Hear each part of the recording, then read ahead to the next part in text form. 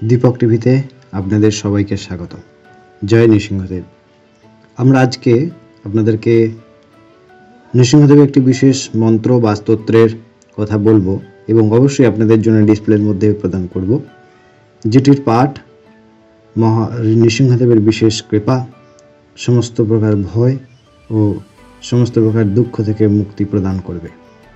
চলুন কথা না বাড়িয়ে আজকে নৃসিংহদেবের শুভ আবির্ভাব তিথিতে নৃসিংহ চতুর্দশীতে আমরা সেই স্তোত্র বা মন্ত্রটি সম্পর্কে অবগত হই। মন্ত্রটি হচ্ছে নারায়ণানন্ত হরে নৃসিংহ প্রহ্লাদ বাধা হরে হে কৃপালু। আরও একবার আপনাদের জন্য জানিয়ে দিচ্ছি, নারায়ণানন্ত হরে নৃসিংহ প্রহ্লাদ বাধা হরে হে কৃপালু।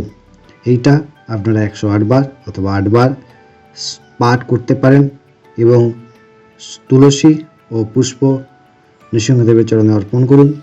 নৃসিংহদেবের কৃপায় তিনি সমস্ত প্রকার পাপ, সমস্ত প্রকার দুঃখ, সমস্ত প্রকার ব্যাধির নিরাসন করবেন এবং আনন্দ প্রদান করবেন।